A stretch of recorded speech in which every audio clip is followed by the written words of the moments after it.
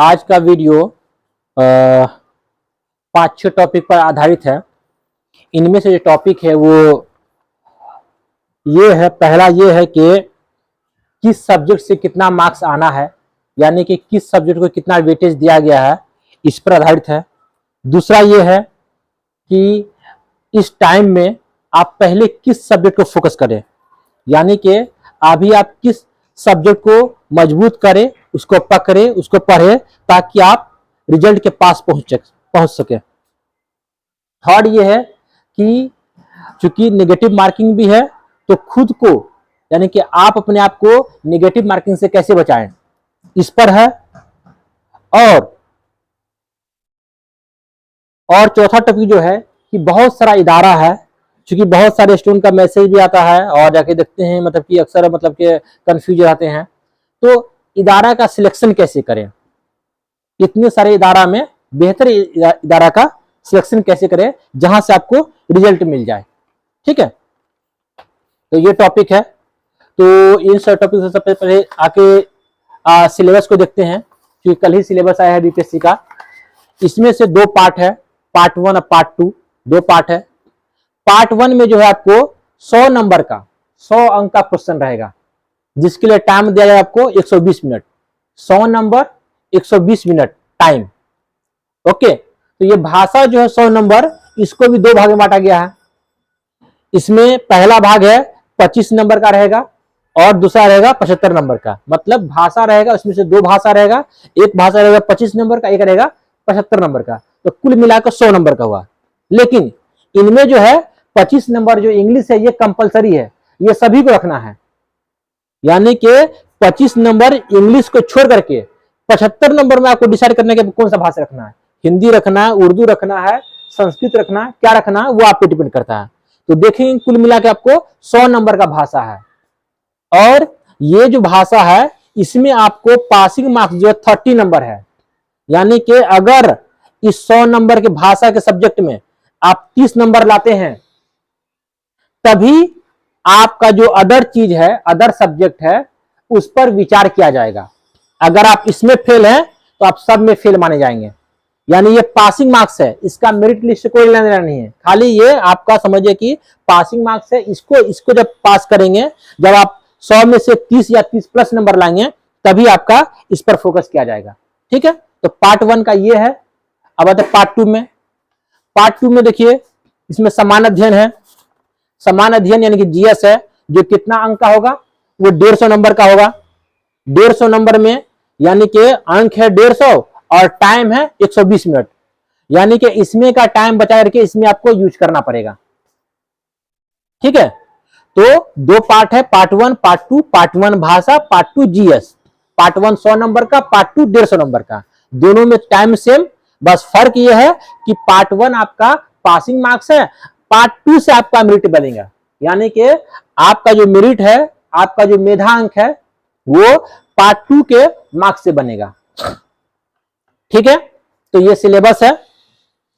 अब आते हैं क्या कि इनमें से जो मतलब कि इनमें से किस सब्जेक्ट को कितना मार्क्स मिला है, यानी कि किन सब्जेक्ट से कितना नंबर आना है, ये जीएस की बात कर रहे हैं, जीएस में से। तो देखेंगे, क्योंकि ये सिलेबस जो है बीपीएससी का जो रहता है, बीपीएससी का जितना भी एग्जाम देख लीजिए आप, जिस भी टाइप का एग्जाम ले रहा है, जिस भी ब्रांच का ले रहा है, जिस भी एरिया का ले रहा है, वो उनमें ये कॉमन ही रहता है।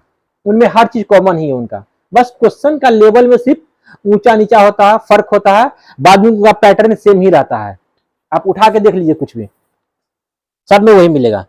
तो उनमें बीपीएससी सबसे अधिक फोकस जो हिस्ट्री पे करते हैं।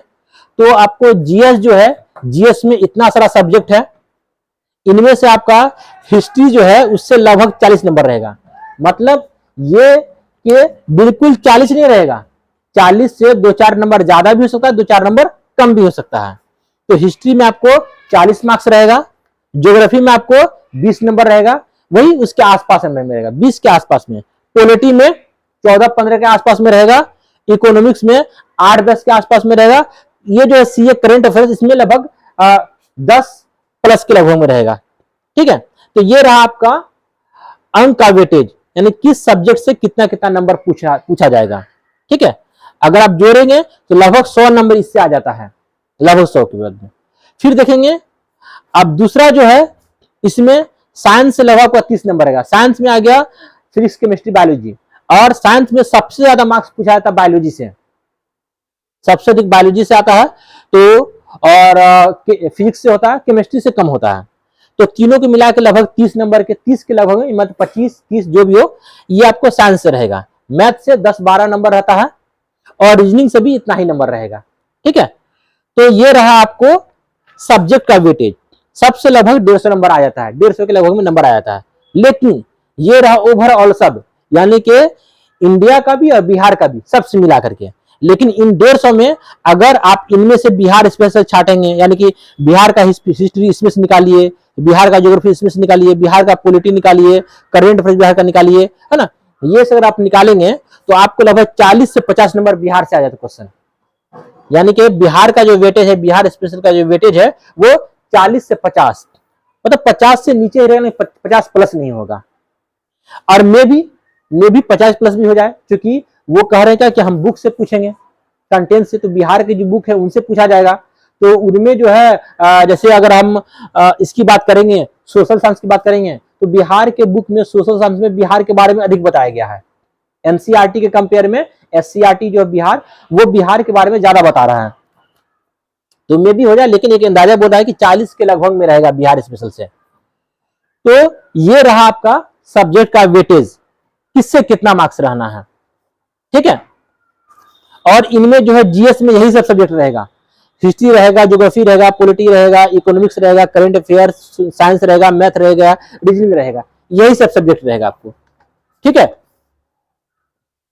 और देखिए जैसे कि इसमें आपको पासिंग मार्क्स 30 नंबर चाहिए, और इनमें जो है, इनमें मिनिमम नंबर, यानी कि जीएस में आपको मिनिमम नंबर जो जनरल कैटेगरी के हैं उनके लिए चाहिए 40%।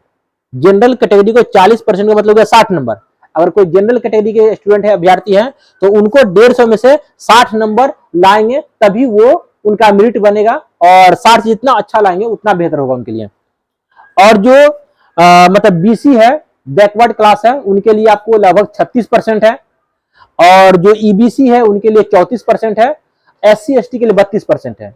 तो ये आपका क्वालिफाइंग जो है परसेंटेज वो है, लेकिन ये क्वालिफाइंग है, इससे जितना अधिक लाइए आपका मेरिट उतना ही ऊपर बनेगा, आपको उतना ही ज्यादा फायदा मिलेगा। ठीक है, तो अब इस कंडीशन में क्या है कि किस सब्जेक्ट को मजबूत किया जाए, यानी कि ऐसा कंडीशन में जब ये सब मार्क्स का वेटेज, इसमें किसको मजबूत किया जाए। अगर मजबूत में अगर आप आएंगे, जिससे आप रिजल्ट के पास पहुंचेंगे, तो उसमें देखिए, अगर आप ये जो सेक्शन है, इस सेक्शन की बात कर रहे हैं, क्योंकि मोस्टली लोग का यही सब मजबूत होता है, ये कम ही लोग का साइंस, मैथ, रीजनिंग सब मजबूत होता है। तो जिनका ये सब मजबूत होता है तो इसमें भी हीरो है, लेकिन जो इसमें हीरो नहीं है उसके लिए बता रहे हैं। देखिए, आप हिस्ट्री को मजबूत कर लीजिए, ज्योग्राफी मजबूत कर लीजिए, पॉलिटी पढ़ लीजिए, करंट अफेयर्स पढ़ लीजिए। इकोनॉमिक्स थोड़ा हल्का टफ होता है, तो आप ये 1, 2, 3, 4 सब्जेक्ट पढ़ लेंगे ना, तो आप लगभग रिजल्ट के पास पहुंच जाएंगे। क्योंकि चारों का वेटेज देखिए 40, 20, 60, और देखिए लगभग दोनों से 30 नंबर, 60, 30, 90 नंबर है। इसको अगर आप मजबूत कर लीजिए, फुल्ली एकदम बिल्कुल गहराई तक जाकर के थोड़ा नॉलेज ले लीजिए, कंपटीशन में ही, मतलब ज्यादा गहराई में नहीं, वहां से जाकर नॉलेज ले लीजिए, तो इसमें आपका नेगेटिव मार्किंग बहुत कम ही होगा, बहुत कम ही नेगेटिव जाएगा। तो इन सबको मजबूत कीजिए, उनके बाद में टाइम बचता है तो फिर इन सब पे फोकस कीजिए। ठीक है, और रीजनिंग पे मैथ है, और मैथ से तो बेहतर हम बोलते हैं कि रीजनिंग पे फोकस कीजिए, इसमें टॉपिक कम होता है, मार्क्स अच्छा मिल जाता है इसमें रीजनिंग में। ठीक है, तो आपको जो सब्जेक्ट बताए हैं, history, geography, polity, current affairs, इस पर आप फोकस कीजिए, तो आप रिजल्ट के पास पहुंचेंगे। अब जो आपका नेक्स्ट जो है टॉपिक वो है नेगेटिव मार्किंग। देखिए, नेगेटिव मार्किंग से बचने का कोई झाड़ फूक वाला कोई मंत्र नहीं है। इससे बचने का जो उपाय है वो यही है कि आपको नॉलेज थोड़ा सा हल्का सा डीप में जाके लेना पड़ेगा, हल्का सा चीजों को ज्यादा क्लियरिफाई करना पड़ेगा, कंफ्यूजन में नहीं रहना पड़ेगा। जो भी सब्जेक्ट सोल्व करना पड़ेगा, फुल्ली आपको नॉलेज के आधार पर सोल्व करना पड़ेगा। ठीक है, ओके। तो ये सब है। यानी कि आपको इस तरह से नेगेटिव मार्क्स से बचने का एक ही उपाय है कि आपको यानी कि नॉलेज लेना पड़ेगा, हल्का सा गहराई में उतरना पड़ेगा, ज्यादा गहराई में नहीं, ज्यादा गहराई में उतरेंगे तो फिर डूब जाएंगे। ओके, यही उपाय है बचने का। प्लस जिसपे कॉन्फिडेंस है आपको उसको सोल्व कीजिए, जिसपे कॉन्फिडेंस नहीं है बिल्कुल इसको छोड़ ही दीजिए, और जिसपे 50% है तो थोड़ा बहुत रिस्क ले लीजिए। बाद में कि इस पे जो है और स्ट्रेटजी जो है जब एग्जाम आपका आएगा तो हम बताएंगे और डिटेल्स में क्या करना, कैसे क्या करना। अब जो है नेक्स्ट टॉपिक है कि बहुत सारा इदारा है, हर गली में हर एक मतलब कि रोड पे आपको बिहार बीपीएससी का क्लास दिखने को मिल जाएगा। ऐसे में आप सिलेक्शन कैसे करें, किसका सिलेक्शन करें? देखिए, आपको इदारा का सिलेक्शन करने के लिए सबसे पहले उस इदारा का बैकग्राउंड में जाना पड़ेगा। होता यह है कि बहुत से लोग कुछ और मतलब कि इदारा खोलते हैं, जैसे मान लीजिए कोई मैट्रिक का ट्रैक खोला, अगर उसका नहीं चला तो क्या किए, वो किसी और इदारा में हाथ ट्राई करते हैं, किस्मत आजमाते हैं। तो किस्मत आजमाने वाला इदारा से थोड़ा बच के रहिए, क्योंकि जब वो उस क्षेत्र में बेहतर नहीं कर पाए जिसमें वो पहले थे, जिस सब्जेक्ट को पढ़ा रहे थे, जब उसमें वो बेहतर नहीं कर पाए तो इसमें क्या बेहतर करेंगे? वो क्या उम्मीद रखते हैं उससे कि बेहतर कर लेंगे? उसमें वो बेहतर नहीं किए तभी तो वो इसमें आए। जैसे अभी अगर मुझे कोई कहे कि आप मतलब कि जेई मेंस एडवांस या जेई नीट या फिर इंटर वाला क्लास ओपन कीजिए, तो हम नहीं कर पाएंगे क्योंकि हमारे पास वक्त ही नहीं। हम तो इतने बिजी हैं इदारे में कि हमारे पास वक्त है ही नहीं कोई और काम कर सके। तो जो टीचर या जो डायरेक्टर अपने इदारा में बिजी है, इसका मतलब है कि वो उसमें बहुत बेहतर रिजल्ट दे, इसलिए वो बिजी है, उसके पास वक्त ही नहीं कुछ और खोलने का। तो इस बात का ध्यान दीजिए कि वो कहीं किस्मत आजमाने तो नहीं आए हैं, अपने किस्मत के चक्कर में कहीं आपका किस्मत ना खराब कर दे।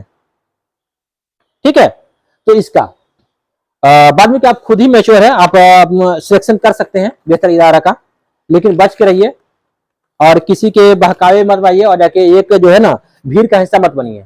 अपने माइंड का, अपने मतलब कि जो कंसेप्ट है उनका इस्तेमाल कीजिए। अब आते हैं, क्योंकि अभी हमारे यहाँ दो बैच चल रहा है सीटेट का, और इससे पहले भी हमने बहुत बेहतर परफॉर्मेंस दिया था सीटेट का, जिसमें से 290 में से 215 रिजल्ट दिए थे। लेकिन अभी जो है एक बैच स्टार्ट होने जा रही है सीटेट एकेडमी में बीपीएससी अध्यापक की। उसका टाइमिंग आपको 5 से 7 है, जो मेरे गाइडेंस में चलाई जाएगी। इसमें एक टीम है, एक्सपर्ट टीम है, तो उस एक्सपर्ट टीम के माध्यम से आपका प्रिपरेशन करवाया जाएगा। और जो भी टीम है वो टीचर अपने अपने फील्ड के एक्सपर्ट है ना। ऐसा नहीं है कि हाँ मतलब जान कुछ और है पढ़ा कुछ और है ना। यानी कि जो अगर हिस्ट्री के एक्सपर्ट है तो वो सिर्फ हिस्ट्री ही पढ़ाएंगे, जो ये मैथ रीजनिंग के तो सिर्फ यही पढ़ाएंगे, जो इंग्लिश के या हिंदी के तो वो वही पढ़ाएंगे, या उर्दू के है तो यानी कि जो भी टीचर है वो अपने अपने सब्जेक्ट के अपने अपने फील्ड के एक्सपर्ट हैं। और मेरा इस बार पर्पस यही है, क्योंकि बहुत सारे स्टूडेंट जो परेशान हैं, अक्सर मैसेज आता रहता है, अक्सर मतलब कॉल आता रहता है, तो मेरा इस बार पर्पस यही है कि हम इस बार बेहतर से बेहतर रिजल्ट दें, बहुत बेहतर करें। क्योंकि ये जो है बेहतर करना, ये मेहनत करना, ये हमारे खून में शामिल है। इनसे पहले भी सीटेट का आज इतना बड़ा इदारा है अररिया में, ये ऐसे ही खड़ा नहीं हुआ था। इनके पीछे बहुत बड़ी हमारी मेहनत है, बहुत बड़ा हमारा सोच है। वही मेहनत वही सोच लेकर के फिर हम बीपीएससी में भी मेहनत करेंगे, इसमें भी हम इस इदारे को बहुत ऊपर तक लेके जाएंगे।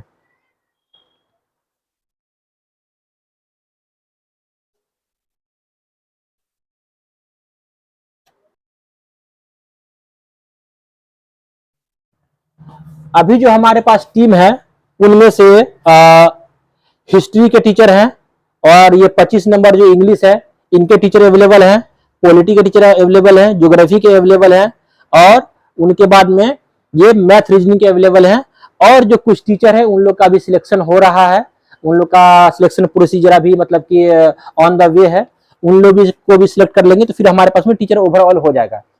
तो हम लोग जो सिलेबस कंप्लीट करवाएंगे वो ऐसा ही नहीं करवाएंगे, बल्कि एक रणनीति बनाएंगे, उस रणनीति के तहत करवाएंगे, ताकि पहले हम उसको पढ़ाएं जिससे आपका मार्क्स ज्यादा आए, जिससे आप रिजल्ट के पास पहुंचेंगे।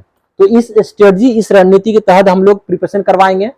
और प्रिपरेशन जो है सिर्फ यूं ही प्रिपरेशन नहीं होगा, क्योंकि आप जान रहे हैं कि सीटेट का प्रिपरेशन कैसे करवाते हैं, कितना कम टाइम में कितना बेहतर मार्क्स देते हैं आपको, और कैसे रणनीति होती है। ठीक है, तो वही रणनीति यहाँ भी अप्लाई करेंगे और उसमें कुछ चेंज भी करेंगे। फिर हम लोग बैठेंगे, मीटिंग करेंगे जो टीचर लोग, और भी बेहतर करेंगे। मतलब सबसे बेहतर करना है, सिंपल सी बात है, सबसे बेहतर करना है और सबसे बेहतर रिजल्ट देना है, चाहे जितना भी स्टूडेंट रहे हमारे पास में। ठीक है, तो एक मिनट,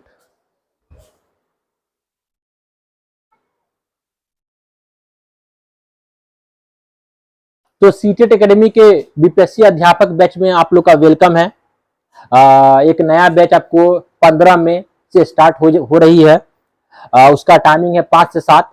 आप लोग आइए, बैच को ज्वाइन कीजिए और आइए, पहले आप लोग डेमो लीजिए। आप लोग को बेहतर लगे, अच्छा लगे, हमारी रणनीति बेहतर लगे, तो फिर आप लोग एडमिशन लीजिए। ठीक है, लेकिन जब आप आए तो ये बात सोच के आए कि पहले हमको समझना है, ये नहीं कि खाली डेमो लेने जा रहे हैं, ये बात नहीं। डेमो लेने आएंगे तो फिर आप हर कोचिंग में चक्कर मारते रहेंगे, है ना। मतलब ये है कि आप आइए, यहाँ पर देखिए, टीचर को समझिए, उनके बातों को समझिए, सब्जेक्ट को समझिए कि सब्जेक्ट आपको आसान लफ्जों में आपके सामने प्रेजेंट हो रहा है कि नहीं हो रहा है ना। यानी कि हम जिस तरह प्रिपरेशन करवाते हैं उससे बेहतर प्रिपरेशन करवा रहे हैं कि नहीं करवा रहे हैं। हम पढ़ा रहे हैं, पढ़ा गए यानी कि कंटेंट पढ़ा रहे हैं, कंटेंट पढ़ाने के बाद में फिर आपको उस कंटेंट से क्वेश्चन पूछ रहे हैं, फिर आपका टेस्ट ले रहे हैं, फिर उस कंटेंट को और भी मतलब जहां कुछ कमी रहेगी फिर उसको इंप्रूवमेंट कर रहे हैं, फिर हम आगे बढ़ रहे हैं। ये सब हमारे यहाँ स्ट्रेटजी अपनाया जा रहा है कि नहीं जा रहा है। यानी कि आपको जो पढ़ा रहे हैं आप उसमें उबूर हासिल कर रहे हैं या नहीं कर रहे हैं, आप उसमें आपका स्किल्स कैसा है, इन सबको जांचते हुए फिर हम लोग आगे बढ़ेंगे। और आप लोग भी जब डेमो लेने आ रहे हैं तो ये सब माइंड में रख करके आइए, सिर्फ डेमो के पर्पज से मत आइए। ठीक है, और डेमो जो है वो आपको मतलब कि 3 दिन है, 3 दिन 4 दिन 5 दिन आप लोग डेमो कीजिए, फिर आप लोग एडमिशन लीजिए। ठीक है, तो आज का वीडियो यहीं तक हम लोग समाप्त करते हैं, फिर हम एक नए वीडियो के साथ में आएंगे और भी मतलब कि इसको किस तरह से और बेहतर किया जा सके। ठीक है, आप लोग क्लास में आइए, और भी जो रणनीति है वो क्लास में बताया जाएगा, कैसे क्या करना नहीं करना। ठीक है, तो कल से क्लास स्टार्ट है। ओके, आइए आप लोग क्लास में।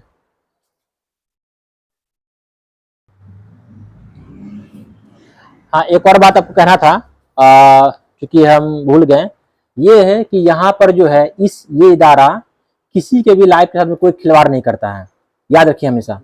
यानी कि आपका हम एडमिशन लिए हैं तो यकीन रखिए कि आपका रिजल्ट भी हम देंगे। एडमिशन लेने की कैपेसिटी अगर है तो रिजल्ट भी देने की कैपेसिटी है।